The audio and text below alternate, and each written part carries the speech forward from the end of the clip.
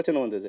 அது வரும்போது தயாரிப்பாளரை விட மிக அதிகமான நேரம் வந்து அதுக்காக காத்திருந்து அதை சரி பண்ணி அந்த படத்தை முடிக்கணுங்கிறத மிக சிரத்தை எடுத்து வந்து ரங்கராஜ் சார் வந்து அது பண்ணார். டைரக்டராக மட்டும் இல்லை, அவர் தயாரிப்பாளராகவும் வந்து அந்த படத்துக்கு உண்டான வேலையை பண்ணும்போது இது போன்ற இயக்குநர்களை நீங்கள் வளர்த்திங்கன்னா தமிழ் சினிமா நல்லா வரும்.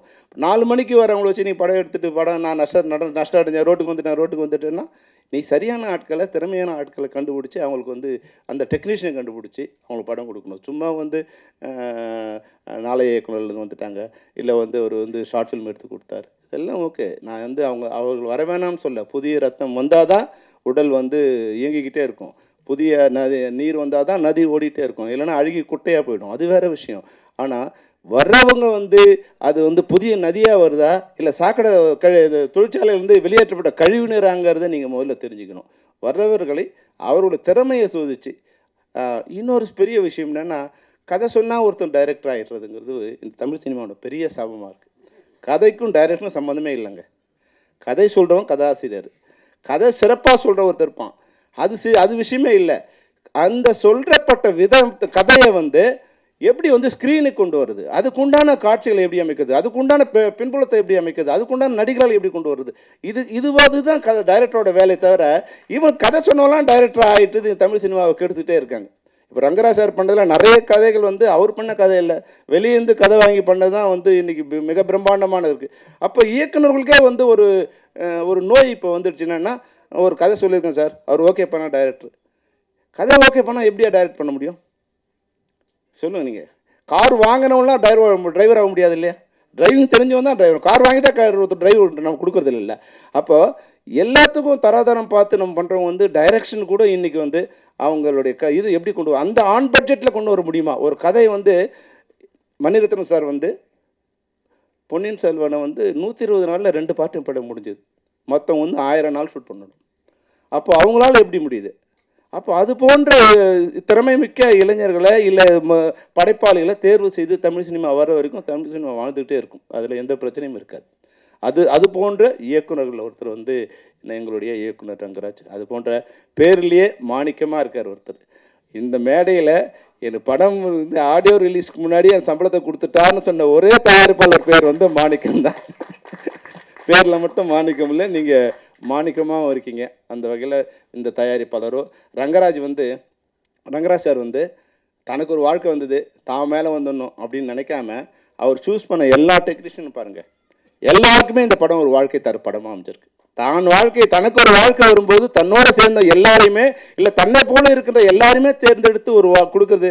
அப்பா நானே இப்போ தான் படம் பண்ண போகிறேன், உங்களெல்லாம் எப்படி நான் சான்ஸ் கொடுக்குறதுன்னா இன்றைக்கி சொல்லுவாங்க. ஆனால் அது போல் இல்லாமல் எல்லா கலைஞர்களையுமே, எல்லா தொழில்நுட்ப கலைஞர்களுமே திறமையானவங்களை வந்து அவங்க வந்து மார்க்கெட் இல்லைங்கிற காரணத்துக்கெல்லாம் அவங்க நிராகரிக்காமல் யார் திறமையானவங்களோ, தாமோதர்லேருந்து ஆர்கே சுந்தர்லேருந்து எடிட்டர்லேருந்து எல்லாரையுமே வந்து தேர்ந்தெடுத்து உங்களுக்கு வந்து கொடுத்துருக்காருன்னா அது ரங்கராஜ் சாரோட நம்பிக்கை, தைரியம்.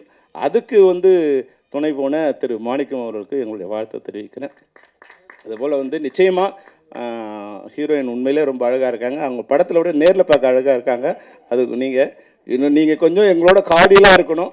நீங்கள் இந்த படம் முடிச்சிங்கன்னா ஒத்துக்கிட்டிங்கன்னா எப்படியாவது கொஞ்சம் ஃப்ரிக்ஷன் இல்லாமல் அதை வந்து படத்தை முடிச்சு கொடுத்துடணும். நீங்கள் உங்களோட வாழ்க்கை இன்னும் ரொம்ப நாள் இருக்குது, இப்போ தான் நீங்கள் என்ட்ரியாக இருக்கீங்க. இது இப்போ ஏன்னா என்னோடய ஒய்ஃபுக்கு வரும்போது அது மாதிரி ஒரு பிரச்சனை வந்துடுச்சு. அங்கேயும் கால் ஷீட் கொடுத்துட்டு 2 படத்தையும் பண்ண முடியாமல் இருக்கும்போது அதை தகராறு இல்லாமல் பண்ணிக்கணும். 2 பேரையும் ஹர்ட் பண்ணாமல் வந்து அதை ஸ்மூத் பண்ணிக்கிற மாதிரியான மேனேஜர் இருக்கணும். அவங்க நமக்கு வந்து மேனேஜர் வந்து உங்களோட அதிகமாக வந்து ஓவர் ஆக்ஷன் பண்ணக்கூடாது. அவங்க கொஞ்சம் அன்பாக இருந்து எங்கள் மேனேஜர் இருக்காங்களா இங்கே? ஏன்னா நமக்கு வர்றவங்க வந்து நம்ம ஒரு ஸ்டேஜ் வர்ற வரைக்கும் அவங்க நமக்கு பொலைட்டாக இருந்தாங்கன்னா அது கொஞ்சம் சீக்கிரமாக முடியும். அப்படி இல்லாமல் வந்து அவங்க நம்ம செலிப்ரிட்டியோட ஃபெமிலியாகிட்டு வச்சு அவங்க கொஞ்சம் அதிகமாக பண்ணாங்கன்னா அந்த கோபம் வந்து நம்ம மேலே தான், ஹீரோ மேலேயோ இல்லை ஹீரோயின் மேலே தான் வரும். அதனால் அவங்க நம்மளுடைய மேனேஜர் வந்து நமக்கு நேரம் இல்லைங்கிறதுக்காக தான் நம்ம மேனேஜர் வச்சுக்கிறோம். மேனேஜர் பிடிக்கிறதுக்கே ஒரு வேலையாக இருக்குது. அவருக்கு ஃபோன் பண்ண எடுக்கல சார், நீங்கள் எனக்கு ஃபோன் பண்ணி கொடுங்க சாருங்கிற நிலைமைக்கு வந்து அது போன்ற இருக்கிற மேனேஜர்களை நீங்கள் மாற்றிக்கணும். எந்த பெரிய தயாரிப்பாளரோ சின்ன தயாரிப்பாளரோ அவங்க கூப்பிட்டு அவங்களோட காலுக்கு வந்து நீங்கள் அவைலபிள் இல்லாமல் இருக்கலாம், ஆனால் அவங்க மேனேஜர் வந்து அவைலபிளாக இருந்தே தீரணும். அது மாதிரியான மேனேஜர்களை தான் நீங்கள் வச்சுக்கணும். அப்போ தான் வந்து இந்த படம் சிறப்பாக இருக்கும். நீங்கள் உண்மையிலே ரொம்ப அழகாக இருக்கீங்க. நிச்சயமாக நீங்கள் உங்களுக்கு தமிழ் சினிமாவில் ஒரு பெரிய எதிர்காலம் இருக்குது. அதுபோல் வந்து தம்பி சகோதரர் ஸ்ரீகாந்த் வந்து ஒரு படும்போது 2-3 படத்துக்கு ஹீரோயின் அவர் தான் இது ரெக்கமெண்ட் பண்ணாருன்னாங்க. அவங்க வந்து ஹீரோயின் உங்கள் பின்னாடி ஒழிஞ்சிக்கூடாது. அதாவது வந்து ரெக்கமெண்ட் பண்ணலாம், பரிந்துரைக்கலாம். ஆனால் யார் பின்னாடி யார் ஒழிஞ்சிக்கூடாது. அந்த டைரக்டருக்கு அந்த ப்ரொடியூசருக்கு அவங்க கொடுக்க வேண்டிய வேல்யூ கொடுத்துட்டே இருக்கணும். அப்போ தான் வந்து அந்த இப்போ எப்படி நீங்கள் எல்லோரும் சேர்ந்து இந்த படத்தை சிறப்பாக முடிச்சிங்களோ, அது உங்களுக்கு எவ்வளோ சிரமம் இருந்ததோ அது தெரியாது. இந்த சிரமத்தெல்லாம் வந்து நான் வெளியே சொல்ல வேண்டிய அவசியம் இல்லை. ஆனால் நீங்கள் ஸ்க்ரீனில் என்ன கொடுக்குறீங்க, உங்கள் ஸ்க்ரீனை பார்க்கும் இந்த படத்தில் இல்லை சார். இந்த படத்தில் இல்லை. இந்த படத்தில் வந்து ரங்கராஜ் தான் சூஸ் பண்ணான்னு சொன்னார். அதனால் இந்த கஷ்டம்லாம் நம்ம எவ்வளோ கஷ்டப்பட்டாலும் இப்போ என்னென்னா படத்தை ஷூட்டிங் போகும்போது ஷூட்டிங்கில் எப்படி இருக்குது, அங்கே 5 கேரவன் இருக்கா, 10 கார் இருக்குதா, இந்த என்ன கேமரா இருக்குது, இதெல்லாம் நம்மளோட பெருமைக்கு நம்மளோட ஈகோவுக்கு தானே தவிர அதெல்லாம் ஸ்க்ரீனில் வரப்போகிறது இல்லை. ஸ்க்ரீனில் என்ன வரப்போகுதுன்னா நீங்கள் கேமரா முன்னாடி என்னென்னலாம் இருக்கோ அதுதான் ஸ்க்ரீனில் வரப்போகுது. அதனால் அந்த அளவுக்கு மிக சிறப்பாக பண்ண இன்றைக்கி ராஜன் சார் சொன்ன மாதிரி சிறிய படங்கள்லாம், கதையுள்ள படங்கள்லாம், தரமான படங்கள் எல்லாம் மிகப்பெரிய வெற்றியை நோக்கி அடைஞ்சிருக்கு. அதனால் வந்து யாரும் இனி பயப்பட வேண்டிய அவசியம் இல்லை. நம்ம என்ன பண்ணிட்டோம், அரசனை நம்பி புருஷனை கைவிட்டா மாதிரி ஓடிடி வந்துச்சு, சேட்டலைட் வச்சுருந்து பேன் இண்டியா பேன் இண்டியா பண்ணுவோன்னு ஆரம்பிக்கும் போதே பேன் இண்டியா படம் பண்ணுறது. தமிழ்நாட்டிலே படம் பண்ண முடியாதவங்க பேன் இண்டியா படம் பண்ணி என்ன பண்ணுறது, எந்த ஊர்லேயும் ஓடல, அந்த ஊருக்கு படம் எடுக்கிறேன்னு அவன் சொல்கிறான் இது தமிழ்நாட்டில் நல்லா இருக்குங்கிறான். தமிழ்நாட்டில் பார்க்குறோம் சார் இது தெலுங்கு படம் மாதிரி இருக்கேன்னா, அதில் ஒரு ஆர்டிஸ்ட்டு, இதில் ஒரு ஆர்டிஸ்ட்டு, எல்லாத்தையும் போட்டு பிரியாணி பண்ணணும்னா அதில் மட்டன் போடணும், நீ சாம்பார் பண்ணணும்னா அதில் வந்து பருப்பு போடணும், ரெண்டுத்தையும் போட்டு போனீங்கன்னா எப்படி இருக்கும். நான் எல்லாம் பேன் இண்டியா படம் பண்ணணுன்னா முடிஞ்சவன் பேன் இண்டியா படம், ஜெயிலர் படம் பண்ணாங்கன்னா அதுக்கேற்ற ஆர்டிஸ்ட் போட்டு பேன் இண்டியா படம் பண்ணுறாங்க. நீ வந்து 2 கோடியில் படம் ஆரம்பிக்க போகிறேன்னா இதுவும் பேன் இண்டியா படம். அதை வந்து புள்ளியை பார்த்து போன சூடு போட்டுட்டா மாதிரி நானும் பேன் இண்டியா படம் பண்ணேன்னு அது எந்த இந்தியாவுக்குமான இல்லாமல் படம் ஆகிடுது. அதனால் நம் மண்ணுக்கான படங்களை நீங்கள் எடுங்க. நம்ம திரையரங்கில் படம் ரிலீஸ் ஆனால் மட்டும்தான் அது திரைப்படம். ஓடிடியில் வந்தாலோ சேட்டலைட்டில் வந்தாலும் அதுதான் படம் இல்லை. நம் திரையரங்களை நம்மளை வாழ வைக்க வைக்கின்றோம். நம்ம திரையரங்கு இருக்கிற வரைக்கும் சினிமா இருந்துகிட்டே இருக்கும். அதனால் ஓடிடிங்கிறது எக்ஸ்ட்ரா வருமானமாக இருக்கணுமே தவிர ஓடிடிக்காகவே நீங்கள் படம் எடுக்காதீங்க. திரையரங்கத்தில் படம் எடுங்க. திரையரங்கத்தில் பார்க்குறவங்க தான் ரசிகர்கள்.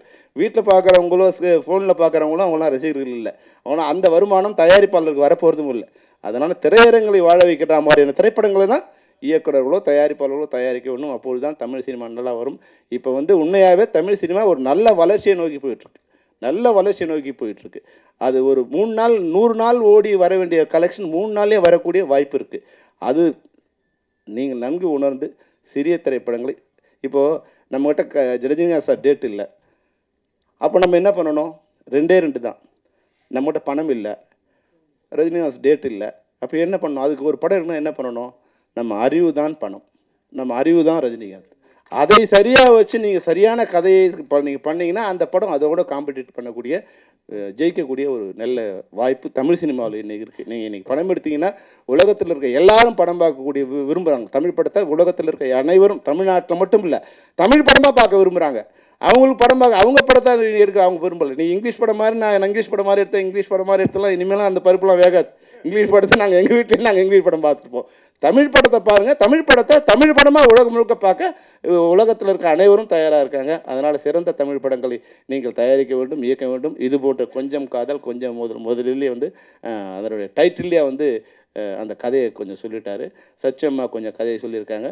நிச்சயமாக காமெடியும் சரியான பாடலும் இருந்தால் நிச்சயம் அந்த படத்துக்கு ஒரு மினிமம் கேரண்டி இருக்கும்.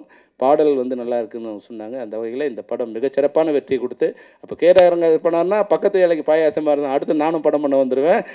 இந்த படம் வெற்றி அடைய வேண்டும் என்று ஒரு சின்ன சுயநலத்தோடும் உங்களை எல்லாம் வாழ்த்தி விடைபெறுகிறேன். நன்றி, வணக்கம்.